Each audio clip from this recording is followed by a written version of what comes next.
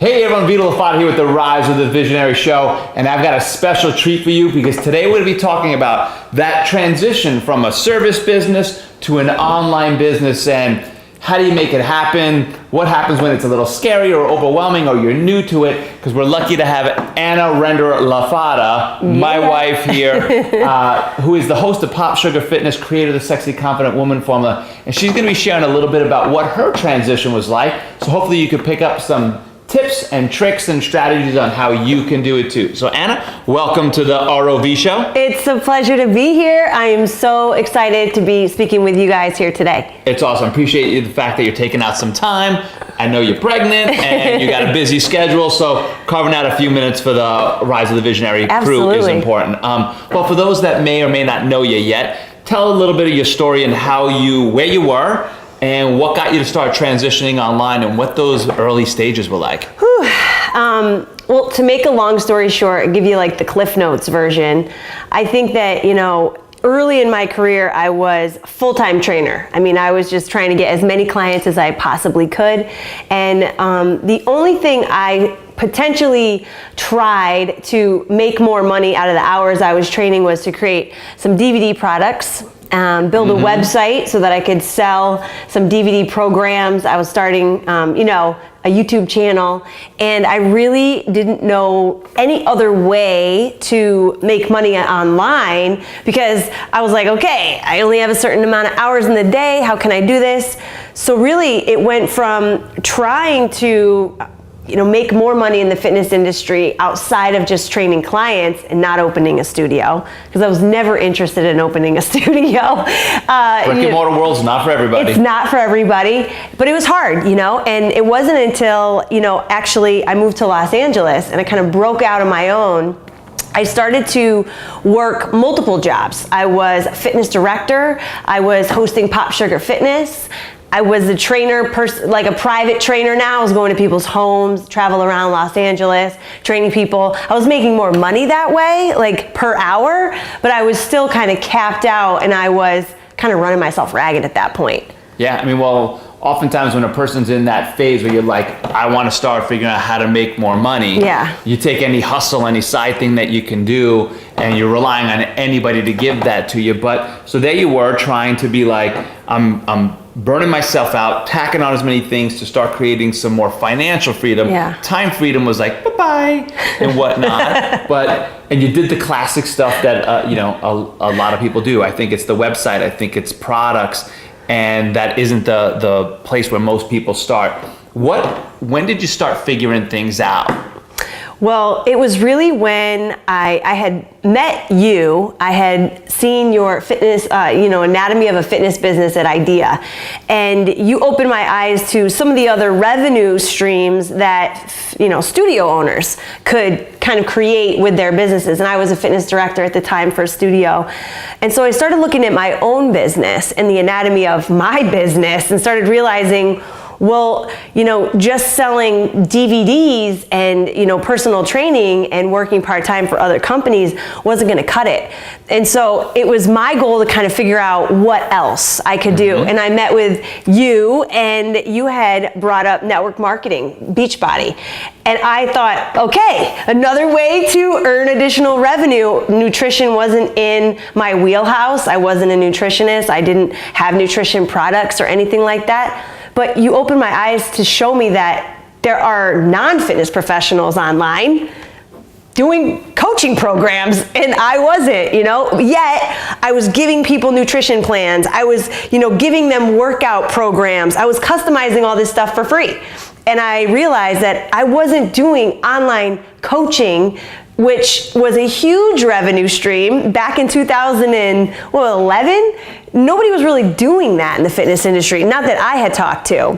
Todd Durkin, who was my mentor at the time, was not doing online coaching. He was selling DVD programs, and he was getting, deals with Under Armour and different things like that. I thought I had to become the trainer for The Biggest Loser or something to get a break in, in my career. But when you showed me that there are coaches selling coaching programs online, I realized this is my opportunity. That's the whole game changer for me. Yeah, I mean, the thing that a lot of times you'll see out there with people is when, especially when you were a service-oriented business, they don't yet understand, how do I take what I was doing offline and scale it into the online world? They're just not making the connection of, I can sell my stuff online and get things going out there. And a lot of people do the classic thing that you did. I'm looking for a sponsor. I'm looking for other deals. Somebody to give me the way to go do that. Yes. As compared to like, take the control, take the power back. And you're like, I can figure out how to get it online. I can get it out there. So you recognize that. Yeah. And I'm going to say the key underlying thing was, I told her about it. But nonetheless. It's funny because now here we are 2018, and majority of you guys listening to this already probably have heard about all the coaches online and doing online coaching programs.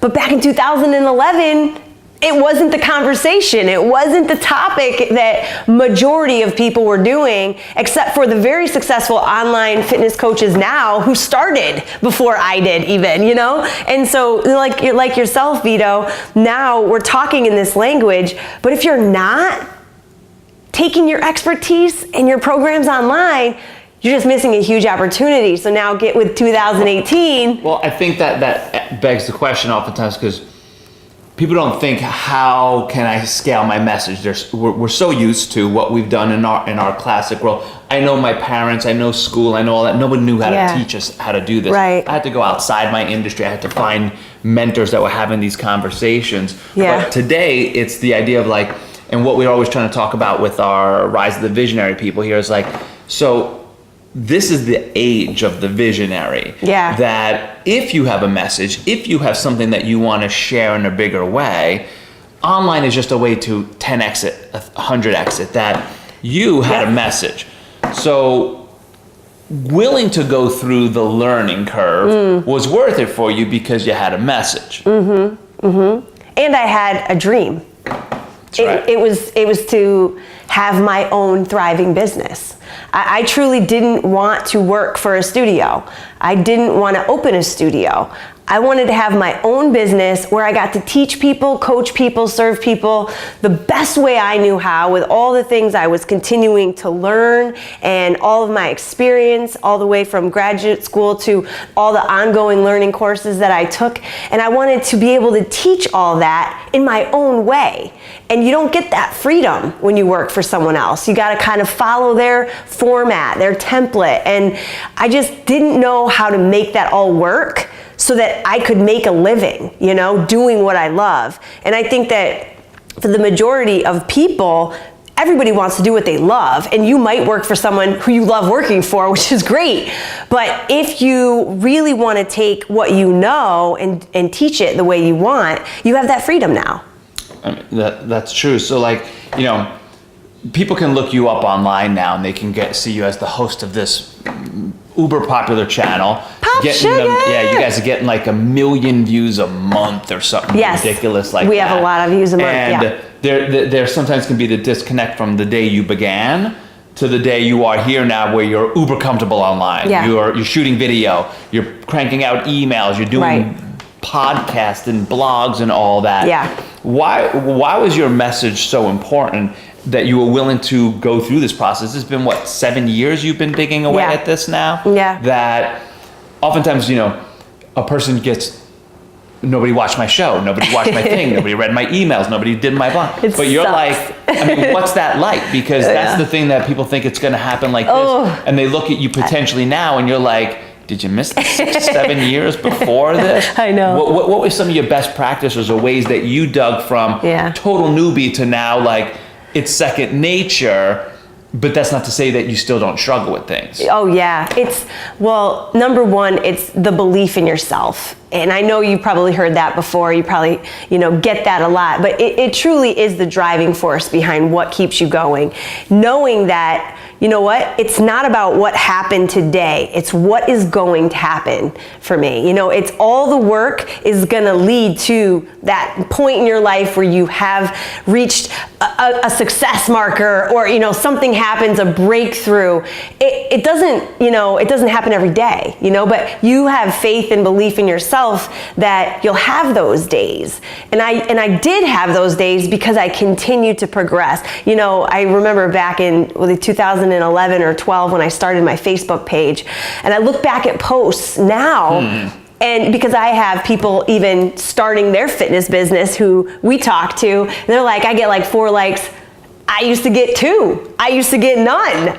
But I posted every day, and I was consistently showing up. Boom. And it's just that consistent effort that takes you to that next level. And everybody is at a level where they want to grow. I mean, I'm at a level where I want to get better, and there's people that are like, I want to get to your level, and there's like, so you're rarely going to ever feel like you're there, and you have to just keep believing that there is the next level for you, and that you will get there if you put in the work and it means something to you. I knew there was no plan B. And I think a lot of people want to resort back to plan B. I don't know what that is for you, if it's like going back to a job, or if it's, that's not a very reliable plan B anymore. Not anymore, but... like, it's the difference between that classic burn the boats mentality, where you're like, I will have no other option but go forth. And with that, it's a different energy and whatnot. Right. And like, funny thing is you and I talk about this all the time, and I'm still taking notes on this stuff. So I hope you're taking notes with that and this stuff, because I mean, some bombs are dropping as far as just like, you got to have a belief in yourself. It has to mean something to you, and you have to be willing to be consistent. Right there are 3 like mental clues besides the tactical clues that a lot of time people are trying to drop into. And I'll ask you a couple of your tactical things there, but what I want to hit on is like this means something to you thing, because I think this is the golden thread that connects everything together. Because without the vision, the mission, the purpose, the why, whatever way you want to say it, that's what, when something goes wrong, a launch bombs, a blog doesn't go, a thing like that. The people that don't have that, they're the ones that are kind of curling up like, I'm out, it didn't work for me and whatnot. Why was your message so important that you fought through perfectionism, failure, struggle, and all those things? Well, like I mentioned, there was no plan B, so I have nowhere to go but forward, right? If you don't have anywhere to go but forward, then you just go forward. You got bills you got to pay, you got, people you got to serve, people looking to you. So for me, that was one reason. And then another is, it's that I feel that there's an injustice in the fitness industry as well. It's like when I look out into the fitness industry, there's stuff that really pisses me off. I really truly dislike a lot of the messages that are out there. And so if I don't speak up, if I don't put my position out there, if I don't put my way of thinking and perspective out there, if I don't bring a community or provide a community for women that want to live a healthy lifestyle, want to feel good, want to be confident, but they don't feel like restricting themselves. They don't feel like going on these crazy diets. They don't feel like constantly feeling like they've got to be better because everybody looks a certain way and they want to too.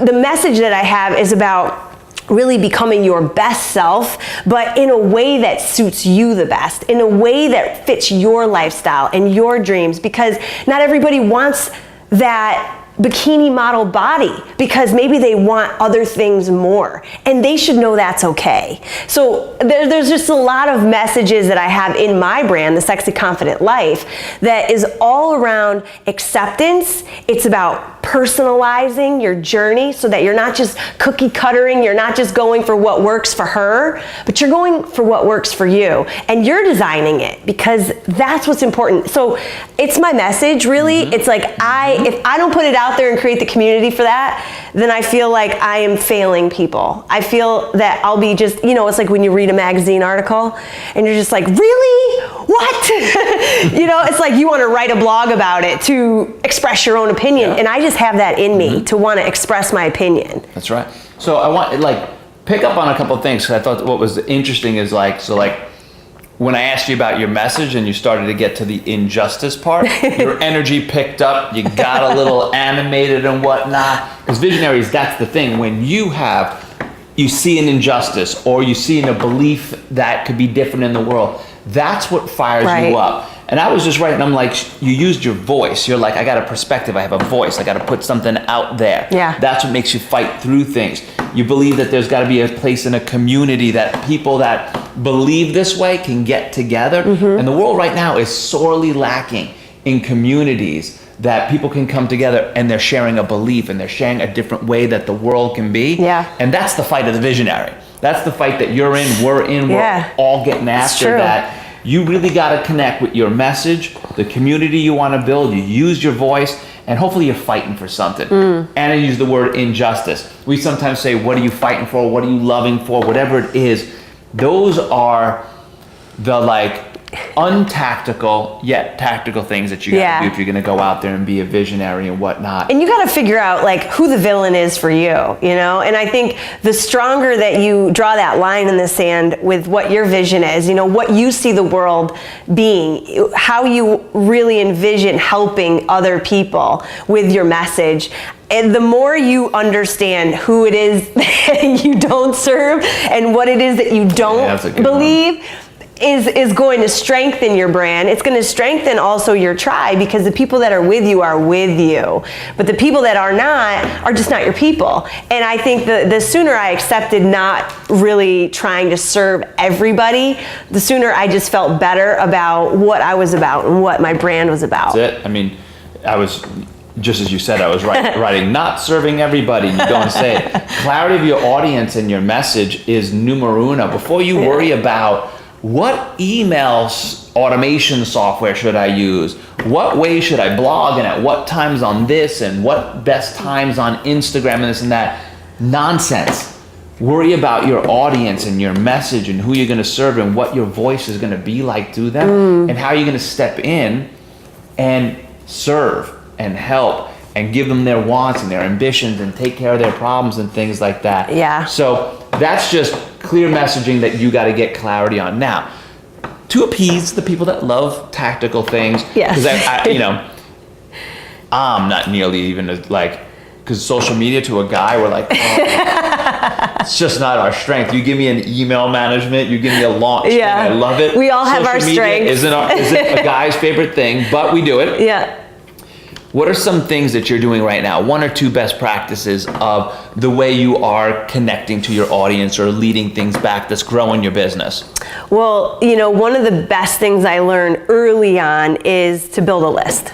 Amen. And, I learned that, just starting to have conversations with you. You're like, do you have a list? Like, no, I don't. And so it was just coming up with just things I can give my audience they wanted in exchange for their trust, to let me communicate with them on a regular basis. And if people start to feel like you care on that next level, oh my gosh, she gave me something of value and now she's talking to me regularly, then, that's not annoying to people. They can unsubscribe at any time. Usually, it's your perspective, and I get this a lot from just people I talk to that are starting online businesses, and they're, how often do you email? I don't want to be a bother, but that's your perspective, right? You got to get that out of your head and think, no, don't think that you're a bother. Think that you're serving, think that these people want to hear from you. That was one of my biggest starting points. And the reality about email is no one's opening them every day. Yeah. So it's okay, but just you showing up regularly, that's branding in and of itself. Because they see you. This person's committed and disciplined to be working their message every day. It's cool if they don't open your email. Don't worry about and if they unsubscribe, they weren't meant for your brand anyway. kick them to the curb. You want people to unsubscribe if they don't want to hear your stories, your messages, get your content, get your value, because you're going to end up, once your list gets bigger, you're going to get a lot more, you're going to have to pay more to have a bigger list. So for me, I'm trying to scrub it, be like, who hasn't opened my emails? Like, 100%. I want to kick them out. 100%. So, right now, just worry about the people that actually do care, the people that stay with you. Those are going to be people that you serve the most, right? It's 100%. But pick up on the key things. Built a list because that's an asset you own. Yeah. Social media, we're seeing it right now. Yeah. Zucks and Facebook is just like, ooh, I'm gonna Facebook is pinch such you guys a great off and whatnot. And that's another thing I wanted to share, Vito, is that like social media for me is like the ultimate list builder. It's just like social media in every shape or form is like so that I can get people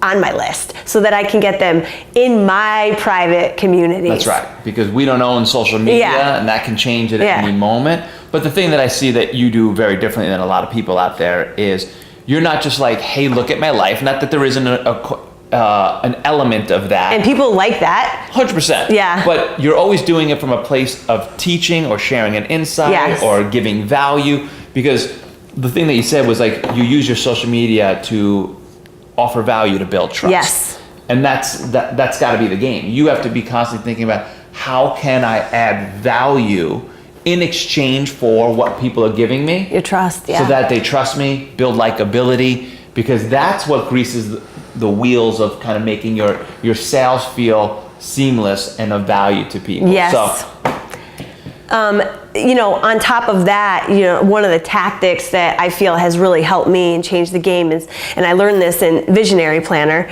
is, when I went through that process of building my brand and starting to now have a content calendar, it's kind of like, holy cow, other than just like always thinking, I got to post today. What am I going to post today? What's the new thing going to be? What I found is that as you grow your business, you want to reach more people, so you need more platforms, right? You don't just want Facebook, you want Instagram, you want YouTube, maybe you want Pinterest, maybe you want Twitter or whatever. So no one's doing Twitter anymore. No.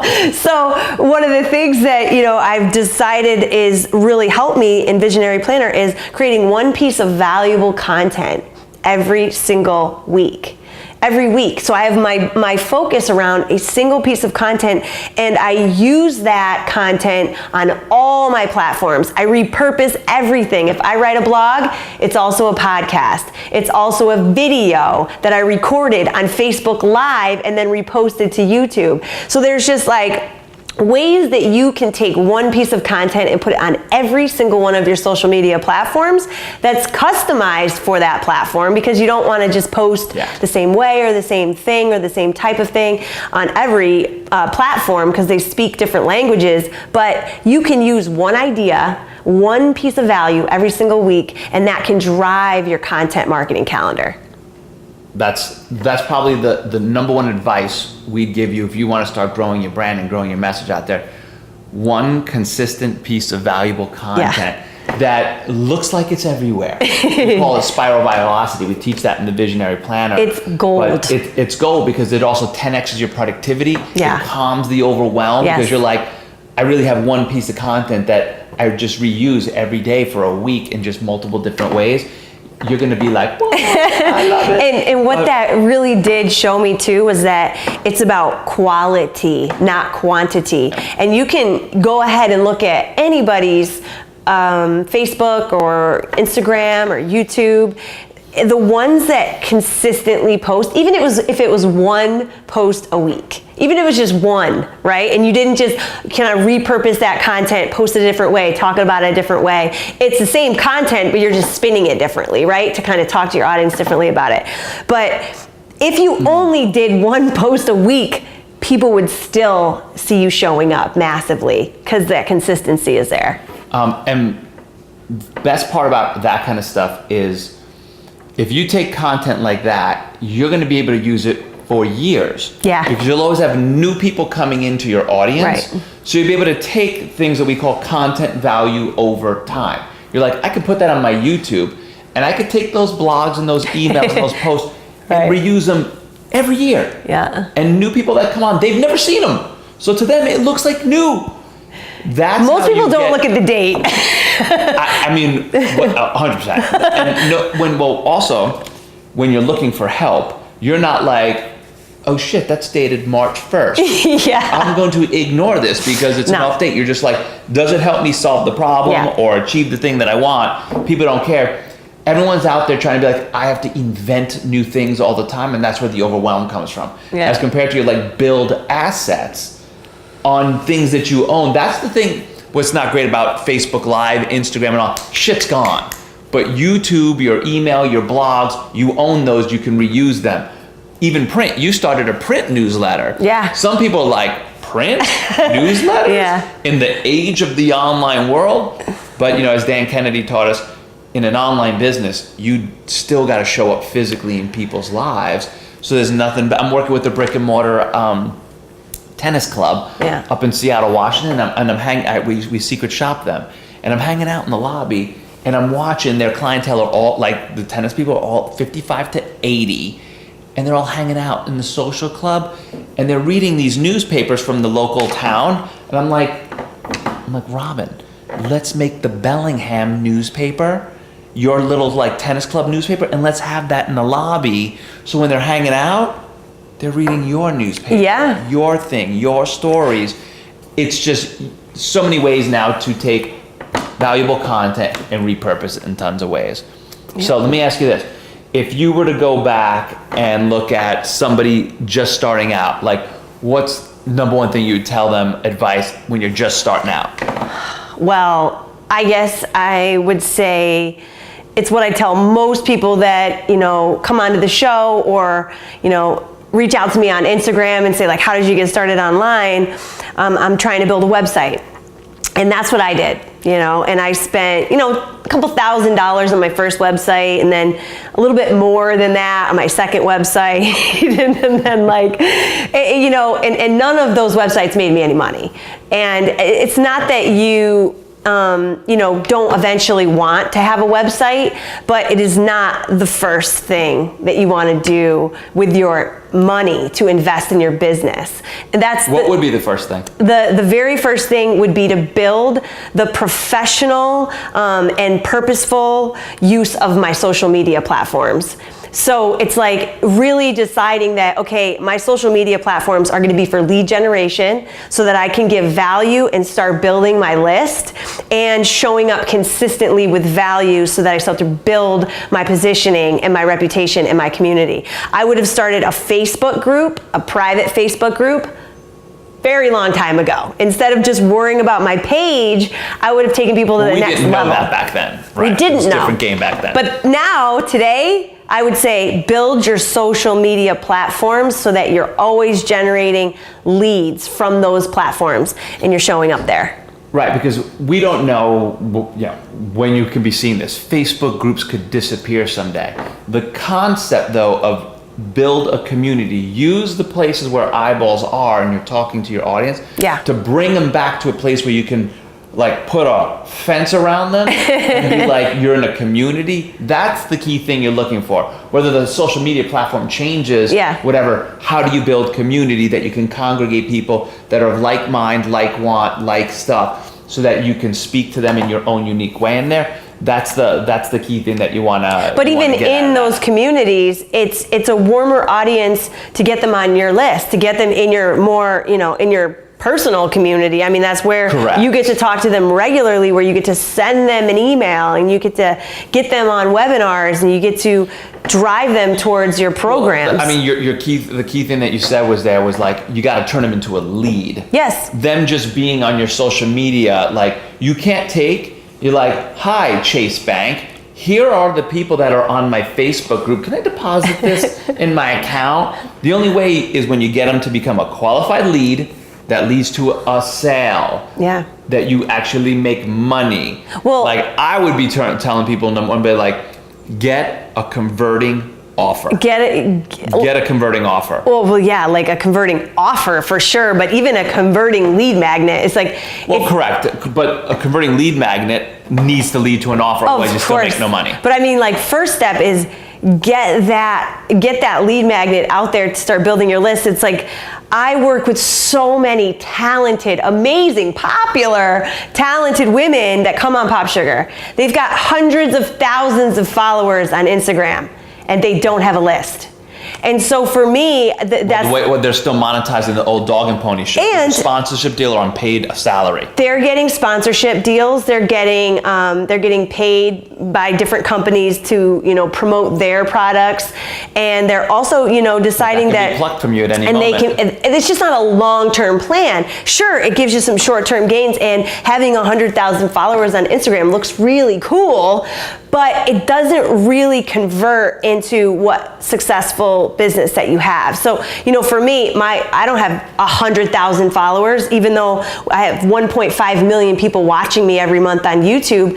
Those aren't my people. And people think, oh, Anna, you've got all these people, you must be rocking it. I'm like, That's PopSugar's list. That's PopSugar's ownership. As soon as they're done with me, I gotta have my own thing, and that's why 5-6 years ago when I was working for PopSugar, I had met Vito. I wonder who warned you about that. I needed to start building my own list, and that's what I did. That's right, because the list is your power, it's your base, it's your strength. It's your whole business. 100%. No list, no business, because social media, you don't know it, so you gotta build that out there. So, last question I wanna know. Woo. Either like biggest mistake you made or biggest aha.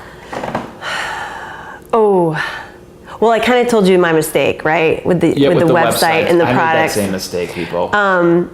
Biggest aha is that the hardest part about, I realized this as I went through Visionary Planner and I built my business.